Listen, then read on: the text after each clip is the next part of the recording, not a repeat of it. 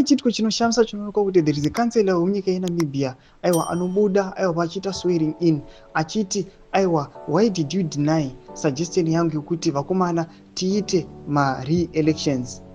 Vakomana takuona kuti makanselas aya arinyatso kuona kuti apa pakaitwa nhema, njuga dzakabikiwa apa aiwa hadzifevhi macitizens. Toona kuti vanhu vakunyatso kumirira chokwadi, toona kuti kansela wemunyika yeNamibia anyatso kumira nechokwadi akati aiwa zvinani ndibude paswearing in nokuti timirire matakanana. Sandapinda mashoko anobuda nyorwa panapa, nolibva subscribe like utina on the bell icon. Timira payendo yeThe Namibian panapa vakomana anobuda sezvamuri kuona picture omo muchiona aya vari paswearing in. Munoona this kansela akamira uyo panobuda panyorwa chinzi not participating. National Democratic Party kansela Simasiku Mukwendwa has walked out of swearing in of political office bearers for the Katema Mulilo Town Council after his request to postpone the elections was denied.